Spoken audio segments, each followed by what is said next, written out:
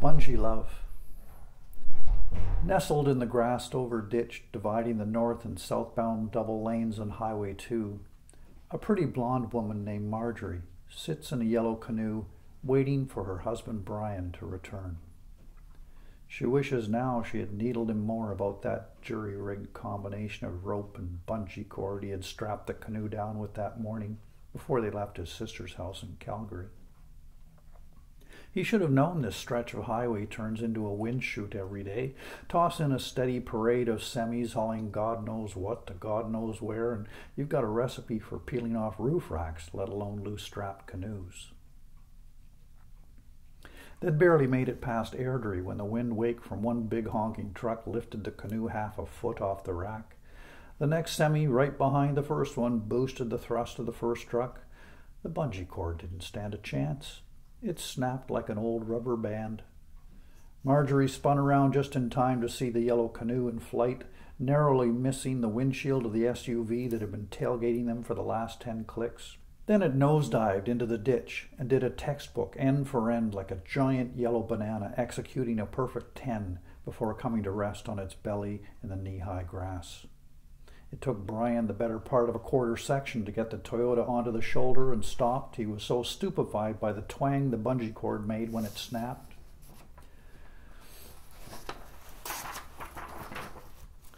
"Let me out," Marjorie said as soon as they jerked to a stop. "You drive ahead and find a turnaround. I'll stay with the boat."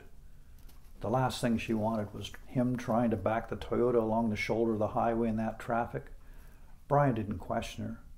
He knew who was going to be blamed for this whenever the trip came up for years to come.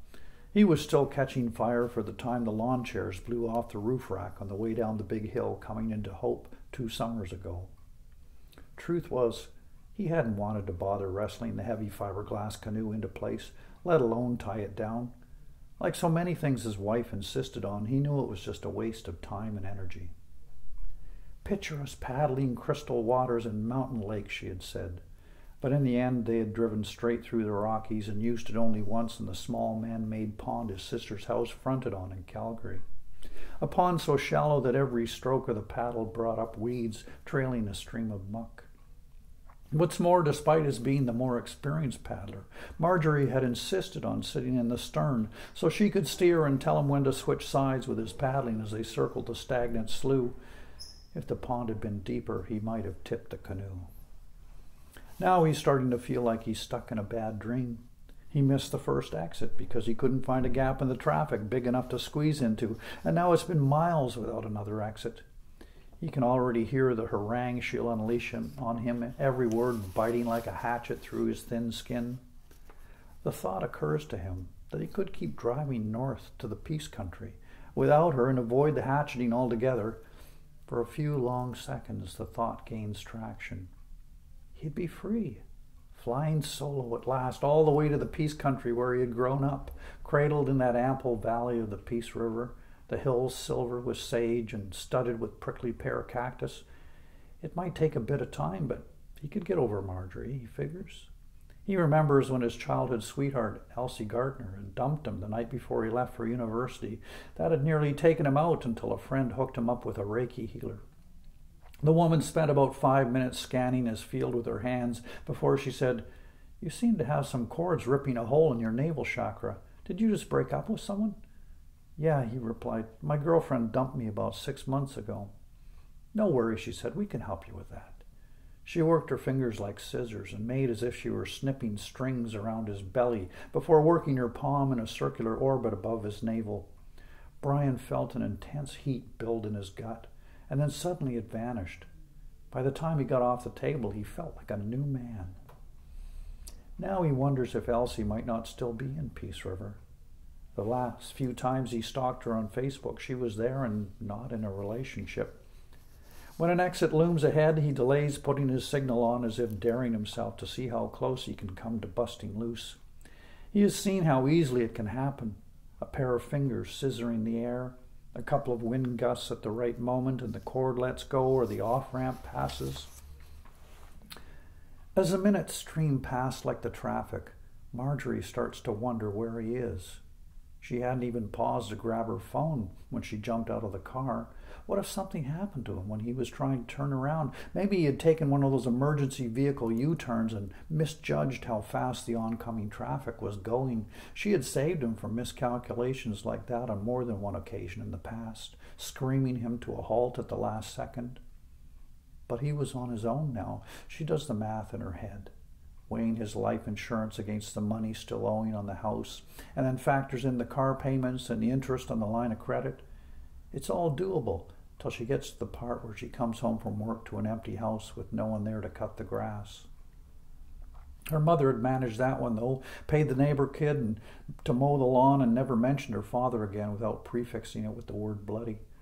But at least her mother had had her across the dinner table to talk with every night, until she headed off to UBC after high school. She begins to scan the southbound traffic a little more earnestly. Trucks in the passing lane flatten the clover as they blow by. In her head, she hears the twang of that bungee letting go like the opening note of a sad country and western song about lost love. She doesn't stop to wonder what all those people must be thinking as they drive by a lone blonde woman sitting in a yellow canoe in a grassy meridian miles from the nearest water. When the shiny black pickup pulls onto the shoulder and stops with two wheels nudging the clover, a twinge of fear ripples through her stomach. But when a muscular cowboy with a black Stetson and a well-trimmed mustache steps out of the driver's side, she takes one look at his face and relaxes. She's always had a soft spot for cowboys, especially seasoned ones a few years older than her. He's got high cheekbones with a trace of red flushed across them, and his teeth shine a pearly white next to the dark mustache. He walks a bow-legged amble down into the ditch, stopping a safe distance away from her before he starts to speak.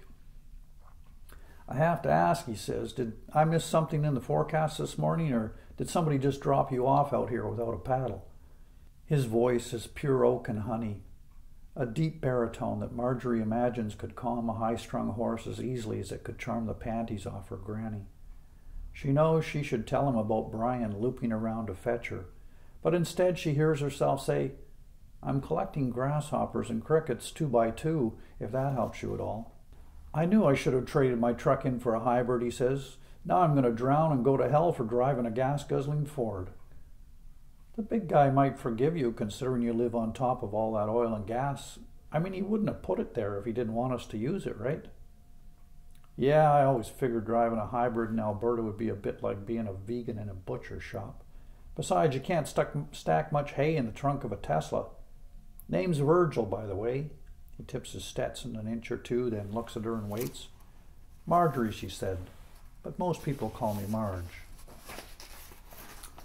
A gust of wind from a semi rolls over them, and Virgil puts his hand on top of his hat.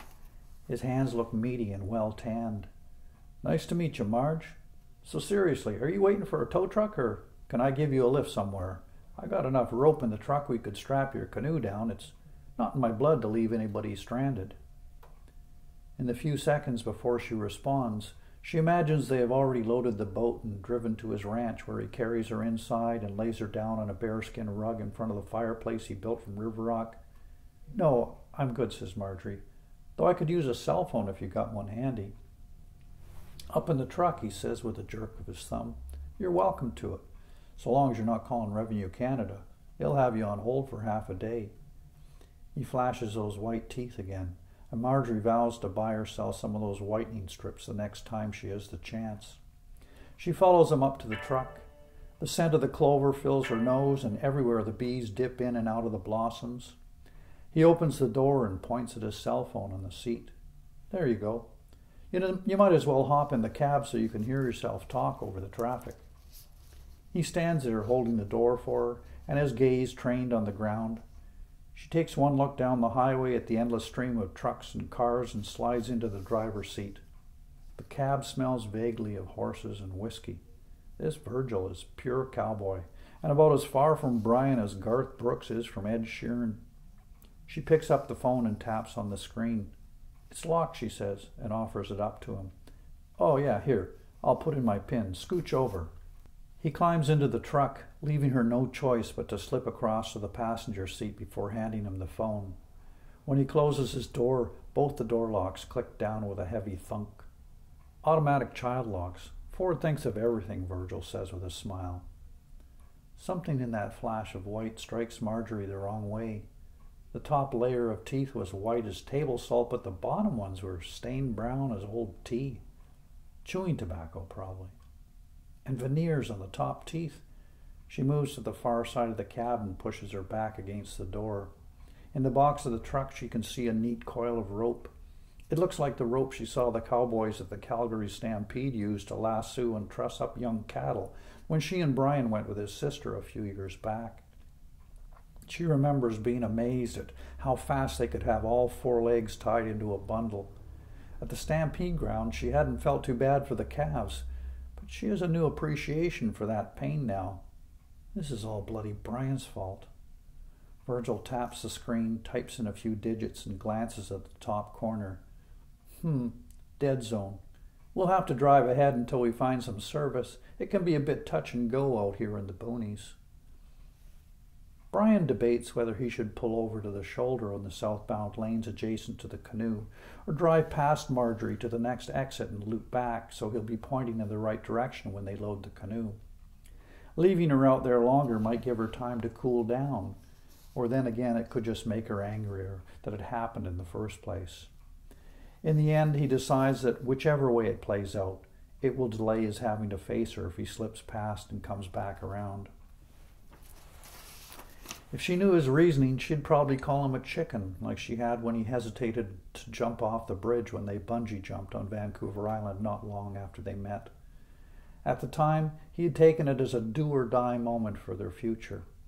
It had been all he could do to keep his legs from shaking, but somehow he managed to look her in the eyes, smile, and then turn and nosedive off the steel platform. He has no recollection of the descent to the river below.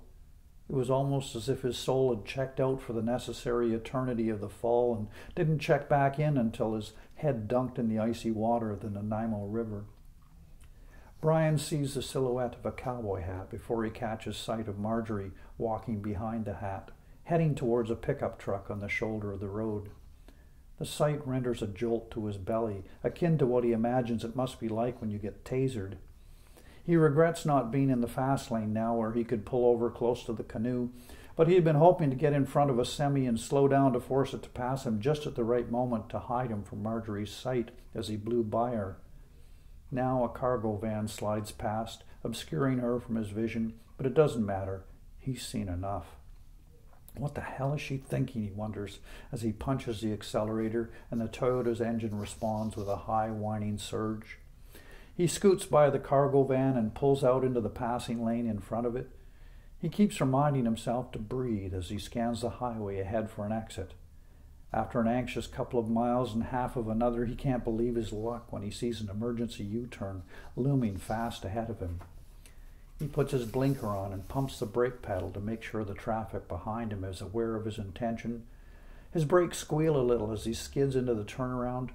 He can stop if he has to, but after a quick glance, he opts to swing out onto the highway, despite the stream of cars bearing down on him. "Please God," he says aloud as he tromps the accelerator pedal to the floor. He carves over into half of the slow lane before correcting back into the passing lane. Things begin to feel slightly surreal. It's like he's aware of only one thing, the open space ahead of him that he is groping for. Somewhere behind him, a high-pitched sound erupts, squealing tires or sirens, he's not sure, but it's practically eclipsed by the scream of his engine. And he bears down on the pedal even harder, as if he could push it clear through the floorboards. He doesn't dare cast a glance in his rearview mirror. For a moment he can almost hear Marjorie's voice saying, "What are you?" Things begin to feel slightly surreal. It's like he is aware of only one thing, the open space ahead of him that he is groping for. Somewhere behind him, a high-pitched sound erupts, squealing tires or sirens, he's not sure, but it is practically eclipsed by the scream of his engine, and he bears down on the pedal even harder as if he could push it clear through the floorboards. He doesn't dare cast a glance in his rearview mirror. For a moment, he can almost hear Marjorie's voice saying, "What are you, chicken?" "You know, it's probably not that important that I make that call," says Marjorie. "I'm sure my husband will be here any minute. Besides, I shouldn't leave the canoe out in the middle of nowhere. Someone's likely to make off with it, and it's not even ours." Oh, married are you? Says Virgil. Happily, I hope. He's facing her now, and close up like this she can smell the sweet overtone of whiskey on his breath. See the zigzag of red blood vessels dissecting the whites of his eyes. Oh yeah, Brian's great, she says.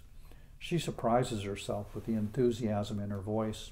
Though right now she'd give anything to be home with him, making lunch or doing anything of another 100 beautiful, mundane things that make up their life together. She reaches for the door lock, but it won't budge an inch. Oh yeah, Brian's great, she says. She surprises herself with the enthusiasm in her voice, though right now she'd give anything to be home with him making lunch or doing any of another 100 beautiful, mundane things that make up their life together. She reaches for the door lock, but it won't budge an inch. Sometimes you need to roll 100 yards ahead to find service, you know. Let's give it a whirl. He starts the engine and shifts the transmission into drive. No, really don't. It's fine, says Marjorie. Please, just let me out. She has one hand on the door handle as she waits to hear the locks release, but instead she hears the grinding of fine gravel under the tires as they begin to roll forward. She presses her back against the door and pushes with her legs, but she knows it's a waste of energy. She scans the cab for anything she could use as a weapon to defend herself. His keys are the only possibility, and they're way too close to his meaty hands for her to consider reaching for them. She watches him glance up at his rearview mirror and sees his eyes spring open. Her head snaps around to look so fast it hurts her neck.